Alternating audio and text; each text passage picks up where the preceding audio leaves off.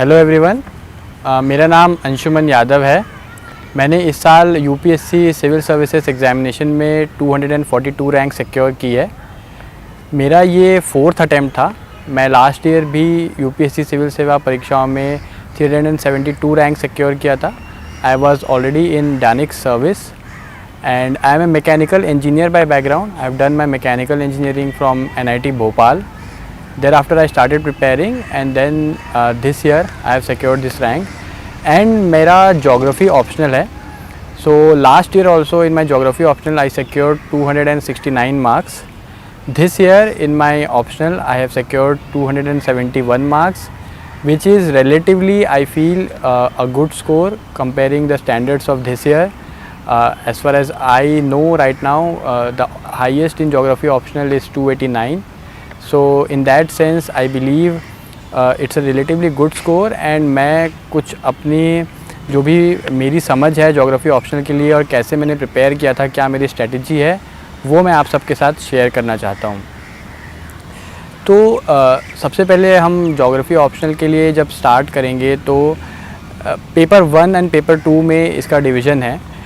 तो पेपर 1 में काफ़ी लेंदी पेपर होता है। पेपर 1 इसमें बहुत सारे सब सेक्शंस होते हैं। There are 10 chapters if you can say in paper 1। It starts from geomorphology, climatology, then oceanography, biogeography, environment, then perspectives, population. So ऐसे 10 चैप्टर्स होते हैं इसमें और ये काफ़ी लेंदी पेपर होता है। जो भी जोग्राफ़ी ऑप्शनल के स्टूडेंट्स होते हैं उन्हें मैं तो ये सोचता हूँ शायद वो 80 to 85% of the time paper 1 की ही पढ़ाई करते रह जाते हैं। कोचिंग्स भी अगर आप ज्वाइन करेंगे तो वहाँ के teachers 80 to 90% of the 75% of the time तो पेपर 1 ही पढ़ाते रह जाते हैं। So it's a very important paper, lengthy paper है, तो मैं इसके बारे में पहले बताना चाहूँगा। तो इसके पहले कि मैं इन सब चीज़ों में जाऊँ, मैं आपसे ये कहना चाहूँगा कि before you start preparing any subject, चाहे वो GS हो चाहे ऑप्शनल हो, you should read the syllabus very thoroughly.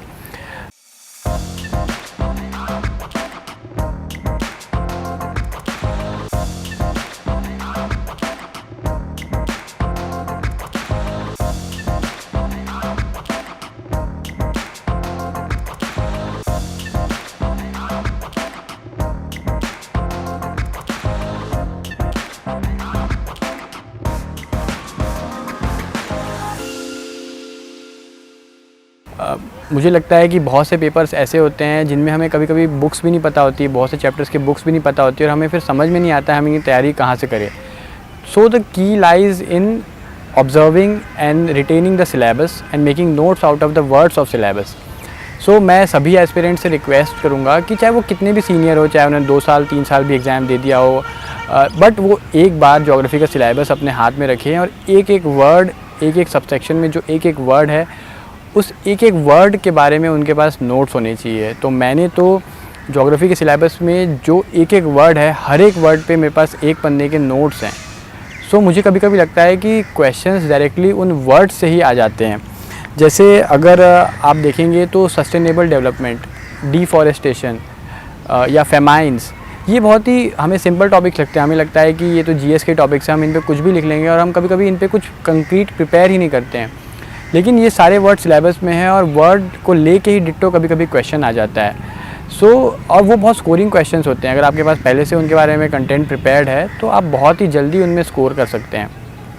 So in that sense I would suggest सबसे पहले कि आप एक सिलेबस लेके रखिए, अपने टेबल के आगे उसे चिपकाइए, उसे मेमोराइज़ करिए और सिलेबस के हर एक वर्ड पे आपके पास 1 पन्ने 2 पन्नों का नोट्स होना चाहिए। अब मैं आगे जैसे बढ़ूँगा तो जियोमॉर्फोलॉजी से जब शुरुआत करूँ, this is one of the lengthiest topics और कोचिंग्स वगैरह में ये टॉपिक शायद 3 महीने की अगर कोचिंग होती है या 4 महीने की कोचिंग होती है ज्योग्राफी की, तो 1 महीना तो जियोमॉर्फोलॉजी या 1.5 महीना तो जियोमॉर्फोलॉजी ही पढ़ाया जाता है। So it's a very lengthy subject, but कभी कभी लोग कहते हैं कि इसमें इतना आउटपुट नहीं आता, बट आई फील कि अगर आपका जियोमॉर्फोलॉजी स्ट्रॉन्ग है तो आपको ज्योग्राफी में कॉन्फिडेंस मिलेगा। So not only scoring aspect but concept and confidence के लिए ये सब्जेक्ट बहुत इंपॉर्टेंट होता है। तो मैंने जियोमॉर्फोलॉजी के लिए सविंदर सिंह की एक बुक आती है जियोमॉर्फोलॉजी की, वो पढ़ी थी। वो बुक बहुत मोटी है, उस बुक को पूरा तो आप कोई नहीं पढ़ सकता। मैंने शब्बीर सर के क्लासेस की थी, तो शब्बीर सर ने हर एक जियोमॉर्फोलॉजी सविंदर सिंह की जो बुक्स हैं, चाहे वो जियोमॉर्फोलॉजी की हो, चाहे क्लाइमेटोलॉजी की हो, चाहे ओशनोग्राफी की हो, किसी की भी हो, उन्होंने बुक्स में टिक्स करवाए थे, कुछ पेजेस टिक्स करवाए थे कि उन्हीं पेजेस को पढ़ना है। तो मैं सिर्फ उतने ही पेजेस पढ़ के गया था और मैंने बस एक कर्सरी रीडिंग बुक को एक बार मारी है, एक बार तो आपको मारनी पड़ेगी। एंड बुक में जो भी मुझे मिलता था, जो मुझे कोचिंग में नहीं पढ़ाया गया है या जो मैं नहीं जानता हूँ, उनके मैं नोट्स बना लिया करता था। तो इससे ये हुआ कि इतनी मोटी बुक मैंने पढ़ी तो शायद 1 या 2 बार ही थी, लेकिन चूँकि मेरे पास इंपॉर्टेंट टॉपिक्स के नोट्स थे तो मुझे वो बुक दोबारा कभी पढ़नी नहीं पड़ी। और दोबारा अगर मुझे उस बुक को रेफ़र करना है तो मैं उस बुक को रेफ़र ना करते हुए सीधे अपने नोट्स को ही रेफ़र करता था। तो ये मुझे लगता है एक स्मार्ट स्टडी की टैक्टिक थी जो मेरे लिए वर्क करी। और ज्योग्राफी के मेरे पास जियोमॉर्फोलॉजी के मेरे पास बहुत ही कॉम्प्रिहेंसिव नोट्स बन गए थे मेरे पास, और उसमें सविंदर सिंह भी इंक्लूडेड था, जो कि बहुत बच्चे तो पढ़ ही नहीं पाते हैं। सो आई वुड से कि मैंने एक तो क्लास नोट्स किए थे शब्बीर सर के, एंड देन मैंने सविंदर सिंह से नोट्स बना लिए थे। इनके अलावा एक 500 प्लस गाइडेंस IAS के 500 प्लस के कुछ वीडियोस आते हैं। मैंने 1-2 वीडियोस देखे थे जियोमॉर्फोलॉजी के, उससे ज़्यादा नहीं देखे थे। तो मैंने ये 3 चीज़ें, ये तो मेरे सोर्सेस रहे थे। ऑल्दो मुझे लगता है सोर्सेस तो सभी को पता होते हैं, लेकिन नंबर कैसे स्कोर करना है ये पता नहीं चल पाता है कभी कभी हमें जियोमॉर्फोलॉजी में। तो मेरा तो अप्रोच यही था कि जियोमॉर्फोलॉजी का जो भी क्वेश्चन आएगा, चाहे वो साइकिल्स ऑफ इरोजन पे आएगा या किसी भी आएगा, मैं उसमें लैंड फॉर्म्स या दूसरी चीज़ों के डायग्राम्स बनाऊंगा। ज्योग्राफी के पेपर में एक चीज़ आपको इंश्योर करनी है कि आपके हर एक पेज पे एटलीस्ट एक डायग्राम तो होना ही चाहिए, चाहे वो क्वेश्चन किसी भी चीज़ का हो, डायग्राम हो या फ्लो चार्ट हो या मैप हो या टेबल हो, कुछ ना कुछ ऑप्टिक्स मेंटेन करने के लिए आपके आंसर में होना ही चाहिए। हर एक पेज पे एक ऐसा कुछ तो होना ही चाहिए जो आपके आंसर की ऑप्टिक्स को बढ़ाए। तो जियोमॉर्फोलॉजी में आई फील कि मैप्स तो शायद बन पाए ना बन पाए, लेकिन डायग्राम ज़रूर बन जाते हैं। तो मैं तो जियोमॉर्फोलॉजी में डायग्राम्स पे बहुत फोकस करता था। और जो साइंटिस्ट होते हैं, साइकिल ऑफ इरोजन जिन्होंने दिया रहता है, जो पेंक है, डेविस है, या जो भी साइंटिस्ट हैं, आपको उनके नाम अच्छे से याद होने चाहिए और आंसर्स में वो नाम कोटेड होने चाहिए। अगर वो नाम आपके आंसर्स में कोटेड है, अगर साइकिल्स ऑफ इरोजन आपने टेक्निकली अच्छे से लिखा है, डायग्राम बनाया है या लैंडफॉर्म्स को मेंशन किया है या टेबल बनाया है, तो रेस्ट एश्योर्ड आपको उस क्वेश्चन में अच्छे नंबर ही मिलेंगे। तो इसके अलावा मैंने एक प्रजीत नायर सर हैं, पहले सिलेक्टेड हैं, आई थिंक 2-3 साल 4-5 साल पहले सिलेक्टेड हैं वो। मैंने उनके ऑनलाइन कुछ नोट्स देखे थे, मैंने वहाँ से भी अपना कंटेंट प्रिपेयर किया था। और प्रथम कौशिक सर हैं, ऑल इंडिया रैंक 5 थी उनकी कुछ साल पहले, उनकी भी स्ट्रैटेजी दी हुई है ऑनलाइन, मैंने उसे भी रेफ़र किया था जियोमॉर्फोलॉजी के लिए। ये दोनों चीज़ भी आप रेफ़र कर सकते हैं apart from the books and the class notes. Similarly मैंने क्लाइमेटोलॉजी और ओशनोग्राफी भी सविंदर सिंह और अपने क्लास नोट से ही प्रिपेयर किया था। लेकिन अगेन आपको अगर नंबर स्कोर करने हैं तो आप सिलेबस के वर्ड्स को इसमें बहुत ध्यान रखिए और उन वर्ड्स पे एक वर्ड पे अपने नोट्स को प्रिपेयर रखिए। फॉर एग्जांपल सिंपल वर्ड्स हैं जो हम कभी कभी मिस कर देते हैं, जैसे thermohaline circulations, conveyor belt circulations, tornadoes. बहुत लोगों से अगर आप पूछेंगे तो शायद ज्योग्राफी के स्टूडेंट्स टॉर्नेडो की डेफिनेशन ही प्रॉपरली नहीं बता पाते हैं, जबकि ये सिलेबस में एक वर्ड दिया हुआ है, इस पर आपके पूरे कंटेंट के नोट्स होने चाहिए। वाटर स्प्राउट्स हो गया, टॉर्नेडोज़ हो गया, ये सब चीज़ें आपके पास प्रिपेयर्ड होना चाहिए। जो भी थ्योरी है, कोएलेसेंस थ्योरी है या आइस क्रिस्टल थ्योरी है, बहुत लोगों को ये थ्योरीज़ ही पता नहीं होती हैं। एक बार आप सविंदर सिंह पढ़ेंगे और उसके नोट्स बनाएंगे तो ये सब चीज़ें क्लियर हो जाएंगी। जब ये थ्योरीज़ क्लियर हो जाएंगी तो आप उनको आंसर्स में कोड भी कर सकते हैं, साइंटिस्ट का नाम कोड कर सकते हैं, देन डायग्राम बना सकते हैं। अगर आपके पास थर्मोहेलाइन सर्कुलेशन के डायग्राम है तो इससे अच्छी चीज़ क्या हो सकती है, आप उन्हें कहीं भी ड्रॉ कर सकते हैं अगर क्वेश्चन आता है तो, and it will obviously fetch you marks. So I would suggest कि छोटी छोटी चीज़ें होती है, कोरल ब्लीचिंग जैसे हैं, लेकिन इन पे आपको बस 2 पेज के नोट्स ही प्रिपेयर करने हैं और उन नोट्स को बस याद कर लेना है। फिर irrespective of the nature and context of the question आपको वो नोट्स ही तो रेप्लिकेट करने हैं। तो आई वुड सजेस्ट कि इनके नोट्स बना लीजिए। हर एक वर्ड जो दिया हुआ है सिलेबस में उनके नोट्स आपके पास होने चाहिए, और मैप्स यूज़ करिए, साइंटिस्ट के नाम यूज़ करिए, तो ज़रूर आप नंबर इसमें भी स्कोर कर सकते हैं। देन बायोजोग्राफी एंड एनवायरनमेंट आता है। अगेन आई वुड से इसमें लोगों को पता ही नहीं होता है कि बुक्स कौन सी पढ़नी है। क्योंकि ये बहुत वेग सिलेबस है। लोगों को जनरली लगता है कि हमें तो ये आता ही है, इसमें पढ़ना क्या है। वो बस सॉइल पढ़ के कभी कभी चले जाते हैं, मार्बल्स क्लासिफिकेशन ऑफ सॉइल पढ़ लेंगे, बस इतना पढ़ के चले जाते हैं। लेकिन बहुत सी सिंपल चीज़ें हैं जिससे लगभग हर दूसरे साल क्वेश्चन आता है और लोग उनके नोट्स ही प्रिपेयर करके नहीं रखते हैं।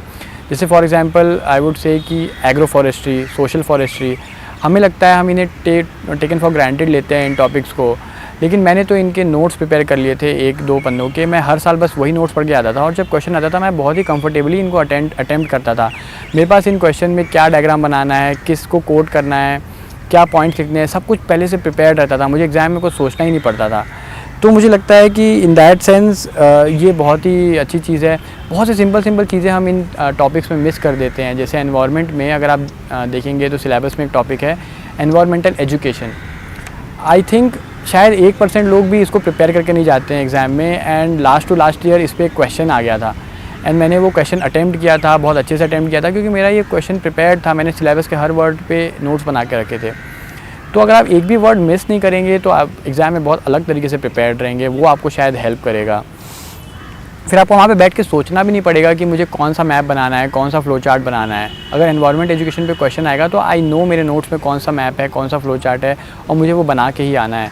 मेरा टाइम भी बचेगा और एफिशिएंसी भी बढ़ेगी उस चीज़ में। सो ये तो जो पाँच है, geomorphology, climatology, oceanography, biogeography and environment, ये फिज़िकल जोग्राफी का पार्ट हो गया। And the second part comes is human geography in paper 1, जिसमें पर्सपेक्टिव्स आता है, इकोनॉमिक जोग्राफी आता है, population and settlement, models, theories and laws, ये आते हैं। Before I go to human geography मैं एक चीज़ को और एड्रेस करना चाहता हूँ कि पेपर 1 में हमें क्वेश्चंस चूज़ करने रहते हैं। 2 सेक्शंस आते हैं, एक फिज़िकल जोग्राफी का सेक्शन होता है, एक ह्यूमन जोग्राफी का सेक्शन होता है। तो बहुत बार ऐसा होता है कि लोग पहले से ही प्री कंसीव नोशन बना के चलते हैं कि मैं तो ह्यूमन जोग्राफी के 3 क्वेश्चन अटेम्प्ट करूँगा, फिज़िकल के 2 करूँगा, या कुछ लोग ऐसा रखते हैं कि मैं फ़िज़िकल के 3 करूँगा, ह्यूमन के 2 रखूँगा। आई वुड सजेस्ट कि हर इंसान की अपनी एक अलग स्ट्रेंथ होती है और वो स्ट्रेंथ साल दर साल भी वेरी करती है। किसी साल आपका ह्यूमन स्ट्रांग हो सकता है, किसी साल आपने फिज़िकल अच्छे से पढ़ा होगा, आपका फिज़िकल स्ट्रांग हो सकता है, और किसी साल ये हो सकता है कि आपका ह्यूमन तो स्ट्रांग है लेकिन फ़िज़िकल में कुछ अच्छे क्वेश्चंस आ गए हैं और आपको मजबूरी में फ़िज़िकल अटेम्प्ट करना पड़ जाए। सो मैं आपसे एस्पिरेंट से यही गुजारिश करूँगा कि बिल्कुल भी कोई प्री कंसीव नोशन लेके ना चलें कि मैं एग्ज़ाम में 3 क्वेश्चन तो यहीं से अटेम्प्ट करने वाला हूँ। आई रिमेंबर मैंने 2 साल यही सोच के मैं गया था कि मैं 3 क्वेश्चंस ह्यूमन से अटेम्प्ट करूँगा, बिकॉज ह्यूमन जोग्राफी थोड़ी सब्जेक्टिव है और फिज़िकल जोग्राफी बहुत टेक्निकल हो जाती है, तो लोगों को कभी कभी डर लगता है फिज़िकल का क्वेश्चन अटेम्प्ट करने में। तो मैंने भी सोच के गया था कि मैं ह्यूमन के क्वेश्चन अटेम्प्ट करूँगा। मेरा तो पर्सपेक्टिव स्ट्रॉन्ग है, हर किसी को एक्चुअली यही लगता है कि उसका जोग्राफिकल थाट्स बहुत स्ट्रॉन्ग है। सो मैं दोनों बार गया लेकिन मुझे दोनों बार फिज़िकल के क्वेश्चंस बहुत इजी लगे और मैं दोनों बार फिज़िकल से क्वेश्चन अटेम्प्ट करके आ गया, जबकि मैं सोच के गया था कि मैं ह्यूमन से करूँगा। So in that regard I would say कि बिल्कुल फ्लेक्सिबल माइंड से जाइएगा, बिल्कुल सोच के मत जाइए कि मैं फिज़िकल से अटेम्प्ट करूँगा कि ह्यूमन से करूँगा। उस मोमेंट पे आपको जो क्वेश्चन सही लगते हैं, जो क्वेश्चन स्कोरिंग लगते हैं, वो अटेम्प्ट करके आइएगा। और मुझे कभी कभी ऐसा भी लगता है, जो जनरली कभी मैं ऐसे के लिए भी कहता हूँ या ज्योग्राफी के लिए भी कहता हूँ, ऑल्दो ये मेरा एक इंडिविजुअल विचार है, मैं आप लोग इसे शायद आप मान भी सकते हैं, नहीं भी मान सकते हैं, बट मुझे ऐसा लगता है कि जो थोड़ा कॉमन क्वेश्चन होता है, जो हर कोई अटेम्प्ट करता है, उसमें स्कोर करना नंबर थोड़े से मुश्किल होते हैं because there is more competition. और मुझे ऐसा लगता है जो क्वेश्चन शायद लोग कम अटेम्प्ट करें या जो ऐसे थोड़ा कम लोग अटेम्प्ट करें, उसमें स्कोर करना थोड़ा सा आसान होता है। और I know people may criticise this view of mind, बहुत काउंटर्स भी मिलते हैं मुझे कि ऐसा नहीं है या हमने तो बहुत ही कॉमन टॉपिक अटेम्प्ट किया था और हमें नंबर अच्छे मिले। बट आई जनरली प्रेफर कि अगर कोई बहुत ही जेनरिक क्वेश्चन आ जाता है तो मैं फिर उसको अटेम्प्ट ना करके कोई और क्वेश्चन जो शायद मुझे ऐसा लगता है कि बहुत कम लोग अटेम्प्ट करेंगे, मैं उन्हें अटेम्प्ट करना पसंद करता हूँ। सो इसलिए भी मैंने फ़िज़िकल के क्वेश्चन ज़्यादा अटेम्प्ट किए थे, बट आप ज़रूर अपना डिस्क्रिप्शन यूज़ करिएगा इस चीज़ों में। और मैं तो यही कहूँगा कि थोड़ा एक ओपन माइंड से जाइएगा, फ्लेक्सिबल माइंड से जाइएगा एग्ज़ाम में कि आपको कौन से सेक्शन से अटेम्प्ट करना है।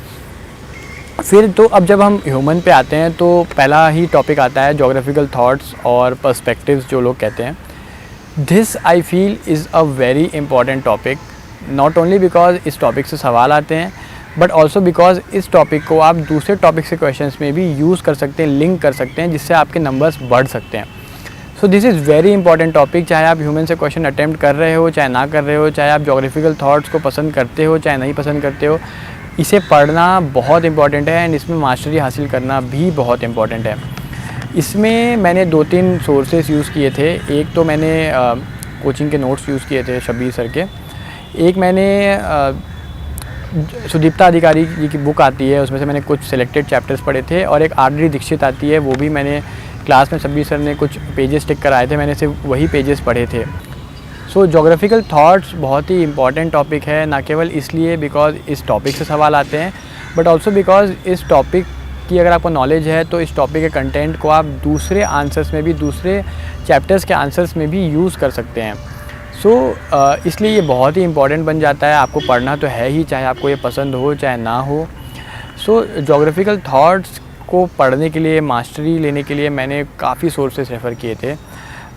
एक तो शब्बीर सर के क्लास नोट्स मैंने रेफ़र किए थे, देन शब्बीर सर ने क्लास में कुछ आरडी दीक्षित के पेजेस टिक कराए थे, मैंने वो पेजेस पढ़े थे, उस बुक को सिलेक्टिवली पढ़ा था। सुदीप्ता अधिकारी की एक बुक है, मैंने वो बुक भी पढ़ी थी। एक ईपीजी पाठशाला है, ऑनलाइन आपको मिलेगी, बहुत ही अच्छा मटेरियल है। अगर आपको पर्सपेक्टिव्स पढ़ना है तो बहुत लोग इसे रेफ़र नहीं करते हैं, आई वुड डेफिनेटली सजेस्ट कि आप इसे ज़रूर पढ़ें। यहाँ से कभी-कभी क्वेश्चंस भी आ जाते हैं यूपीएससी में डायरेक्ट। ये कुछ एमिनेंट प्रोफेसर्स ने ही लिखा है, बहुत ही अच्छा कंटेंट है। ईपीजी पाठशाला ज़रूर पढ़िएगा। तो it is also very important for perspectives. And I would say कि बहुत से लोग पर्सपेक्टिव्स में ऐसा करते हैं कि एक टीचर से पढ़ा एंड देन दूसरे टीचर से भी पढ़ते हैं या तीसरे टीचर से भी पढ़ते हैं। आई वुड से कि पर्सपेक्टिव्स में ये चीज़ अवॉइड की जा सकती है, बिकॉज जब आप एक टीचर से पर्सपेक्टिव्स पढ़ेंगे एंड देन आप दूसरे टीचर पे स्विच करेंगे, आपको हमेशा ऐसा लगेगा कि ये टीचर तो शायद कुछ और ही पढ़ा रहा है, मैंने तो कुछ और ही पढ़ा था। तो पर्सपेक्टिव्स में ऐसा बहुत होता है, आप मल्टीपल टीचर से पढ़ेंगे तो आप कंफ्यूज हो जाएंगे। तो आई वुड से कि आप किसी एक ही टीचर से पढ़िएगा, और अगर आप सेल्फ स्टडी कर रहे हैं तब तो बेस्ट है, आप खुद से ही पढ़िए उसे। तो ये टॉपिक मुझे लगता है इसमें ज़्यादा मिक्सिंग नहीं करनी चाहिए, ज़्यादा नोट्स इधर उधर के नहीं यूज़ करने चाहिए, किसी एक टीचर को ही फॉलो करना चाहिए।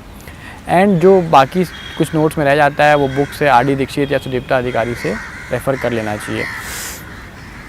इसमें अब टॉपिक्स तो हमें सबको पता है, लेकिन इसमें कंटेंट बहुत मैटर कर जाता है कि आप क्या पढ़ रहे हैं। आजकल यूपीएससी इस टॉपिक पे जनरली पोस्ट मॉडर्निज़म पे ज़्यादा सवाल कर रहा है, पोस्ट मॉडर्न जोग्राफ़ी पे, फेमिनिस्ट जोग्राफ़ी पे, हिस्टोरिकल जोग्राफ़ी, थोड़े न्यू टॉपिक्स आ रहे हैं, तो इसे पढ़ना थोड़ा नए तरीके से बहुत इंपॉर्टेंट है। कोचिंग के नोट्स कई बार शॉर्ट पड़ जाते हैं इस रिगार्ड में, I would say. And then इसमें अगर आपको नंबर स्कोर करने हैं तो आपको साइंटिस्ट के नाम याद होने चाहिए, साइंटिस्ट ने क्या कोट किया है, ये सब कुछ बहुत अच्छे से याद होना चाहिए। तो इसलिए आप कहूँगा कि इसके नोट्स बहुत अच्छे बना लीजिएगा जोग्राफिकल थॉट्स के। आपके नोट्स क्रिस्प, कंसाइज होने चाहिए, टू द पॉइंट होने चाहिए, उसमें जोग्राफर के कोट्स होने चाहिए। और इसीलिए बुक्स पढ़ना बहुत इंपॉर्टेंट है। उन बुक से आप जब भी आपको किसी बुक में किसी जोग्राफर का कोट अच्छा मिलता है, उसे तुरंत अपने नोट्स में लिख लीजिएगा, और एग्ज़ाम में अगर आप कोट करेंगे तो आपको ज़रूर इसमें बहुत अच्छे नंबर मिलेंगे। In this regard I would also say Prajeet Nair sir के जो नोट्स हैं वो बहुत अच्छे हैं। उनमें जोग्राफर्स के जोग्राफिकल थॉट में कोट्स बहुत अच्छे दिए हुए हैं, एग्जाम्पल्स बहुत अच्छे दिए हुए हैं, तो उन्हें ज़रूर यूज़ करिएगा अपने आंसर्स में, वो आपके आंसर्स को एनरिच करेंगे। देन जो सेकंड टॉपिक आता है ह्यूमन ज्योग्राफी में, वो इकोनॉमिक ज्योग्राफी और रीजनल प्लानिंग आता है। अगेन ये टॉपिक्स इसीलिए इंपॉर्टेंट हो जाते हैं क्योंकि इनकी कोई बुक नहीं है, हमें पता नहीं होता है। वैसे जनरली रूपा मेड सिंपल की बुक रेफ़र की जाती है इकोनॉमिक ज्योग्राफी के लिए, बट इसमें ज़्यादा हमें पता नहीं होता है कि हमें कहाँ से पढ़ना है। लोग जनरली क्लास नोट से ही पढ़ के आते हैं, इसीलिए बहुत इंपॉर्टेंट हो जाता है कि आप सिलेबस के वर्ड्स को अच्छे से पढ़ें इसमें। तो हर एक सिलेबस के वर्ड्स पे आप नोट्स बना के रखिए, डायरेक्ट वर्ड्स से क्वेश्चन आते हैं इन टॉपिक से। फॉर एग्जांपल एनर्जी क्राइसिस है, हम सबको लगता है, हम टेकन फॉर ग्रांटेड लेते हैं कि एनर्जी क्राइसिस में कोई भी क्वेश्चन आएगा हम लिख लेंगे, लेकिन जब क्वेश्चन आता है तो हम सोचने में टाइम वेस्ट कर देते हैं, एग्जाम्पल्स याद नहीं आते हैं, क्या कौन सा मैप बनाना है याद नहीं आता है। सो एनर्जी क्राइसिस एक वर्ड इस सिलेबस में दिया हुआ है, उस पर 2 पेज का आंसर प्रिपेयर कर लीजिए, और कोई भी क्वेश्चन आए irrespective of the nature and the context of the question, उस पर आपके नोट्स रेडी है, आप उस पर लिख लीजिए जो भी लिखना है। आपके मैप्स रेडी है, नोट्स रेडी है, कोड्स रेडी है। सिमिलरली लिमिट्स टू ग्रोथ पे हर 2 साल में सवाल आ जाता है, लोग कई बार प्रिपेयर करके नहीं जाते हैं। इसे प्रिपेयर करके रखिए तो आपको बहुत आसानी जाएगी। जैसे और भी टॉपिक्स हैं, जैसे फेमाइन हो गया, फूड सिक्योरिटी हो गया, सस्टेनेबल डेवलपमेंट हो गया, हम इन्हें टेकन फॉर ग्रांटेड लेते हैं, लेकिन अगर इन्हीं पे अगर हमारे पास नोट्स प्रिपेयर्ड होंगे तो हम बहुत ही अच्छे से इनके आंसर्स को अटेम्प्ट कर सकते हैं और बहुत अच्छे नंबर स्कोर कर सकते हैं। सो इन दिस रिगार्ड ये सब टॉपिक बहुत इंपॉर्टेंट हो जाते हैं कि इन्हें हमें खुद से प्रिपेयर करना पड़ता है और खुद से इनके नोट्स बनाने पड़ते हैं। सिमिलरली ये पॉपुलेशन ज्योग्राफी बहुत इंपॉर्टेंट टॉपिक है जो बहुत सी जगहों पे यूज़ होता है। इसमें आपको स्टैटिस्टिक्स बहुत इंपॉर्टेंट है। पॉपुलेशन स्टैटिस्टिक आपको याद रखनी पड़ेगी, fertility rates, total fertility rates, infant mortality rates, maternal mortality, human development index, theories हैं माल्थस की, मार्क्स की, ये सब इनकी बुक्स आपको अच्छे से याद होनी चाहिए। अगर आप जोग्राफिकल थॉट्स में या पॉपुलेशन ज्योग्राफी में माल्थस की या किसी भी साइंटिस्ट की बुक लिखते हैं तो एक अलग इंप्रेशन पड़ता है, आपको और अच्छे नंबर मिल सकते हैं। पॉपुलेशन ज्योग्राफी में माजिद हुसैन जी की एक बुक है, वो मैंने यूज़ की थी एंड शब्बीर सर के नोट्स अगेन मैंने यूज़ किए थे। और इसमें भी कुछ वर्ड्स हैं जो लोग नहीं पढ़ के जाते हैं लेकिन हर दूसरे साल आ जाते हैं एंड देन वो अच्छे से आंसर नहीं लिख पाते हैं बच्चे, जैसे कि सोशल वेलबींग हो गया, क्वालिटी ऑफ लाइफ हो गया। इन सब पे आपका कंटेंट प्रिपेयर होना चाहिए। सोशल कैपिटल हो गया, इन सब पे अगर आपका कंटेंट प्रिपेयर होगा तो आप आंसर्स बहुत के लिए रेडी रहेंगे और आप बहुत जल्दी अच्छे नंबर स्कोर कर सकते हैं। देन एक लास्ट टॉपिक आता है पेपर 1 में, models, theories and laws of human geography. ये मैंने अगेन माजिद हुसैन की एक बुक आती है, उनसे मैंने पढ़ा था। बहुत ही इंपॉर्टेंट टॉपिक है। इंपॉर्टेंट इन द सेंस कि इसमें प्रेजेंटेशन बहुत अच्छा हो जाता है। आप कहीं पे भी फॉर्मूलेज लिख सकते हैं, आप कहीं पे भी डायग्राम बना सकते हैं। जैसे वॉन थ्यूरियन इंडस्ट्रियल लोकेशन थ्योरी अगर आ रही है तो आप आराम से डायग्राम बना सकते हैं और इन थ्योरीज़ को आप दूसरे टॉपिक्स में भी यूज़ कर सकते हैं। जैसे इंडस्ट्रीज़ के ऊपर अगर कोई क्वेश्चन आता है, इकोनॉमिक ज्योग्राफी से कोई क्वेश्चन आता है, तो आप वॉन थ्यूरियन की इंडस्ट्रियल लोकेशन थ्योरी को उसमें यूज़ करके लिंक कर सकते हैं। जितना ज़्यादा आप लिंक करेंगे उतने ज़्यादा आपके मार्क्स भी बढ़ेंगे। सो इन दिस रिगार्ड ये टॉपिक बहुत ही इंपॉर्टेंट हो जाता है। तो ये था पेपर 1 का समरी जो मैंने बताया। अब चलते हैं पेपर 2 पे। पेपर 1 के बाद अगर हम पेपर 2 में आते हैं तो ये सिमिलर टू पेपर 1 ये भी 10 सेक्शंस में डिवाइडेड है। जैसे पेपर 1 डिवाइडेड था जियोमॉर्फोलॉजी, क्लाइमेटोलॉजी, ऐसे करके पेपर 2 भी 10 सेक्शंस में डिवाइडेड है। इसमें फ़िज़िकल सेटिंग, एग्रीकल्चर, रिसोर्सेज, ऐसे ऐसे करके चैप्टर्स हैं। लेकिन अगर आप पेपर 2 के बारे में देखेंगे तो इसके ज़्यादा बुक्स नहीं हैं पढ़ने को और ये पेपर बहुत ही, अगर आप प्रीवियस ईयर पेपर देखेंगे तो ये करंट अफेयर्स बेस्ड आता है और इंडिया सेंट्रिक पेपर है ये। इसमें इंडिया के रिलेटेड क्वेश्चंस पूछे जाते हैं। तो पेपर 2 बहुत ही डाइसी हो जाता है क्योंकि लोगों को पता ही नहीं होता है इसमें स्कोर कैसे करना है और इसमें पढ़ने का ज़्यादा कुछ होता भी नहीं है क्योंकि जो भी सवाल आते हैं मोस्टली हम उनको जीएस में तो पढ़े ही होते हैं। तो बहुत से एस्पिरेंट्स को ये समझ में नहीं आता है कि अब इन पेपर्स में हमें स्कोर कैसे करना है। तो इन दिस रिगार्ड मैं बुक्स तो इस पेपर में एक ही है, खुल्लर की एक बुक आती है, काफ़ी मोटी बुक है, वो पढ़ना होता है। तो वो बुक तो पढ़नी है, उसके साथ साथ कुछ क्लास नोट्स, अगर आपने कोई कोचिंग वोचिंग के क्लास नोट्स आपको मिल जाते हैं तो वो क्लास नोट्स पढ़ सकते हैं। And again same strategy I would say कि आप हर एक टॉपिक के हर एक वर्ड पे एक नोट्स बना के रखिए। इस पेपर में तो वो बहुत ज़्यादा काम आता है। और उसके अलावा ये पढ़ने की बात हो गई, पढ़ाई तो सभी को आती है, लेकिन उसके अलावा मैं कुछ पॉइंटर्स बताऊँगा जिससे इस पेपर में मार्क्स स्कोर किए जा सकते हैं ज़्यादा। So first of all I would say कि सिंस करेंट अफेयर्स टाइप बहुत क्वेश्चंस आ जाते हैं, कोई स्टैटिक कंटेंट नहीं है इसमें। जैसे कि फॉर एग्जांपल स्वच्छ भारत मिशन पे ही आपको क्वेश्चन आ जाएगा, तो उसमें इन क्वेश्चंस के लिए और इस पेपर के लिए आपको क्वेश्चंस में ज़बरदस्ती जोग्राफिकल एंगल घुसाना पड़ेगा। तो वो जोग्राफिकल एंगल डालने के कई तरीके होते हैं, वो मैं आपसे डिस्कस करना चाहूँगा। First and the foremost thing is you need to know the best practices and the case studies. और इसके लिए जो भी मैगजीन्स आती है, योजना, कुरुक्षेत्र या जोग्राफी फॉर यू, वहाँ से आप बेस्ट प्रैक्टिसेस नोट कर सकते हैं सिलेबस के वर्ड्स पे, जिनके बारे में आपको कहीं कहीं कुछ मिल सकता है। फॉर एग्जांपल जैसे फेमाइन हो गया, ड्रॉट हो गया, फ्लड्स हो गया, एपिडेमिक्स हो गया, इन पे केस स्टडीज़ बहुत आसानी से आपको मिल जाएंगी। एक एक वर्ड जब आप प्रिपेयर कर रहे हैं तो गूगल कर लीजिए कोई केस स्टडी, आपको कहीं ना कहीं कुछ भी मिल जाएगा। जैसे फ्लड्स हैं तो फ्लड्स में गोरखपुर के बारे में या सूरत के बारे में केस स्टडी, बेस्ट प्रैक्टिसेस आपको मिल जाएंगी। तो मैं तो ऑल्दो ये मैगजीन्स नहीं पढ़ता था, योजना, Kurukshetra and geography for you, लेकिन मेरे कुछ दोस्त पढ़ते थे, वो उससे केस स्टडीज़ नोट करते थे, तो एग्ज़ाम के पहले मैं ज़रूर उन्हें देख लिया करता था, जिससे मुझे हेल्प हुई है थोड़ी सी। उसके अलावा एक एक टॉपिक को जब आप प्रिपेयर कर रहे हैं तो उस पर ध्यान रखिएगा। हम कभी कभी इन टॉपिक्स को छोड़ देते हैं। जैसे मैंने कहा कि एस्पिरेंट 70% टाइम तो पेपर 1 प्रिपेयर करने में ही लगा देता है, पेपर 2 तो प्रिपेयर ही नहीं करता है। तो पेपर 2 के कुछ वर्ड्स हैं सिलेबस में, उनको अगर आप प्रिपेयर कर लेंगे तो आप आंसर बहुत आसानी से लिख सकते हैं और हर दूसरे तीसरे साल इन पर सवाल आते हैं। जैसे कि स्लम्स हो गया, डेजर्टिफिकेशन हो गया, ट्रेड पॉलिसी हो गया, इन पे आपको स्टैट्स बहुत आसानी से मिल जाएंगे और मैप्स भी बहुत आसानी से बन जाएंगे। ये सब आप रेडीमेड प्रिपेयर करके रखेंगे तो बहुत आसान हो जाएगा आपके लिए नंबर स्कोर करना। सेकेंड थिंग इज़ पेपर 2 के क्वेश्चंस को, हर एक क्वेश्चन को इट इज़ वेरी इंपॉर्टेंट कि you link it with paper 1। अगर आप पेपर 2 के क्वेश्चंस को पेपर 1 से लिंक कर रहे हैं तो डेफिनेटली आपको नंबर ज़्यादा मिलेंगे। फॉर एग्जांपल, जैसे कि पेपर 2 में एक वर्ड है सिलेबस में, ट्रेड पॉलिसी। तो अगर आप ट्रेड पॉलिसी जो कि एक्सपोर्ट इंपोर्ट पे बेस होती है, इसे आप वॉन थ्यूनन इंडस्ट्रियल लोकेशन थ्योरी से कनेक्ट करते हैं और उस इंडस्ट्रियल लोकेशन थ्योरी को वेबर्स की इंडस्ट्रियल लोकेशन थ्योरी से कनेक्ट करते हैं एंड इस वेबर्स की इंडस्ट्रियल लोकेशन थ्योरी को आप कोट करते हैं आंसर में ट्रेड पॉलिसी के पेपर 2 में, तो डेफिनेटली आपको नंबर ज़्यादा मिलेंगे because this is something unique जो बहुत ज़्यादा लोगों ने किया नहीं होगा। तो ये बहुत इंपॉर्टेंट हो जाता है। सिमिलरली एग्रीकल्चर पे, इंडियन एग्रीकल्चर पे कोई क्वेश्चन आता है तो आप मानसून की किसी थ्योरी से या डाइपोल, इंडियन ओशन डाइपोल, किसी भी चीज़ से कनेक्ट करेंगे तो ज़रूर आपको नंबर ज़्यादा मिलेंगे। आप मैप्स बनाएंगे तो आपको नंबर ज़्यादा मिलेंगे इसमें। तो लिंक करना बहुत इंपॉर्टेंट है पेपर 2 को पेपर 1 से, आई वुड से। सिमिलरली जो स्लम्स है, स्लम्स पे क्वेश्चन आता है तो उसे माल्थस की पॉपुलेशन थ्योरी से हम लिंक कर सकते हैं क्योंकि स्लम्स ऑब्वियसली ओवर पॉपुलेटेड होते हैं। सो कहीं ना कहीं वो उससे लिंक हो सकता है। जो कल्चरल क्वेश्चंस होते हैं कल्चर पे, वो पोस्ट मॉडर्निज़म से लिंक हो सकते हैं। कहीं ना कहीं जोग्राफिकल थोड़ा कोई साइंटिस्ट आप कोट कर सकते हैं इसमें। तो पेपर 1 को पेपर 2 से लिंक करना बहुत इंपॉर्टेंट है, I would say. Then third, it is very important to make a map book for paper 2 because paper 2 में इंडिया बेस्ड क्वेश्चन आते हैं। बहुत कई क्वेश्चन करंट अफेयर बेस्ड होते हैं। वहाँ बैठ के आप मैप सोच नहीं सकते कि आपको कौन सा मैप बनाना है, इंडिया का कैसा बनाना है।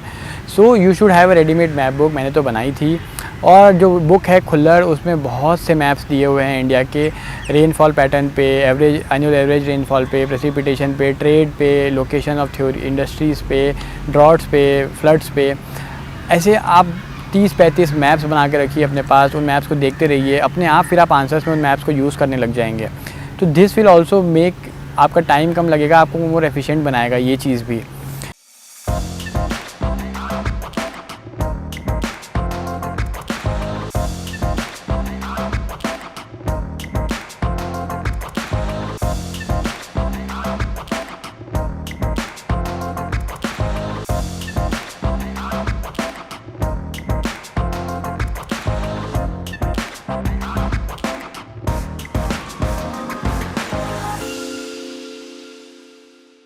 Then fourth thing is I would say कि फ़िज़िकल एंड ह्यूमन डायमेंशंस दोनों लिखिएगा इन आंसर्स में। कोई भी क्वेश्चन आता है पेपर 2 का, ज़रूर इंश्योर करिए कि आपका आंसर होलिस्टिक हो, फिज़िकल एंड ह्यूमन डायमेंशंस दोनों हो उसमें। And the last thing is आपके करंट अफेयर स्ट्रॉन्ग होने चाहिए, आपके पास स्टैट्स होने चाहिए, आपके पास स्कीम्स आपको कोट करना हो सकता है, आपको रीजनल लेवल पे मैप्स बनाने पड़ सकते हैं और करंट इनिशिएटिव्स मेंशन करने पड़ सकते हैं। तो ये बहुत ही इंपॉर्टेंट हो जाता है पेपर 2 में। अगेन मैं जैसे कि आप देख रहे होंगे कि बच्चे हो जाएं या कोचिंग्स हो जाएं या शायद मैं भी हो जाऊं, मैं भी पेपर 2 में बहुत कम टाइम डिवोट कर रहा हूं। पेपर 1 को मैंने एक्सप्लेन करने में ज़्यादा टाइम लगाया है, ऑब्वियसली बिकॉज पेपर 1 बहुत लेंदी हो जाता है एंड पेपर 2 में ज़्यादा बुक्स नहीं है जो आपको पढ़नी है। Paper 2 is more about implementation part. So paper 2 के लिए आई वुड ऑलवेज से कि ये 4-5 पॉइंट्स आप हमेशा ध्यान में रखिए। जैसे कि आपको मैप्स बनाने हैं, आपको जोग्राफिकल एंगल लाना है, आपको पेपर 1 को पेपर 2 से लिंक करना है, आपको साइंटिस्ट के नाम कोट करने हैं, आपको स्कीम्स कोट करनी है, आपको फैक्ट्स कोट करना है। तो ये सब चीज़ें अगर आप पेपर 2 में करेंगे और इंडियन डायमेंशन देंगे तो आप नंबर बेहतर तरीके से स्कोर कर सकते हैं। तो ये तो मेरा अपना नॉलेज था। लास्ट में मैं एक डिस्क्लेमर ज़रूर देना चाहूँगा कि हर एस्पिरेंट की अपनी एक अलग स्ट्रैटेजी होती है और सिर्फ वही एस्पिरेंट जानता है कि वो कैसे पढ़ाई करता है तो उसे याद होता है और कैसी स्ट्रैटेजी उसके लिए काम करती है।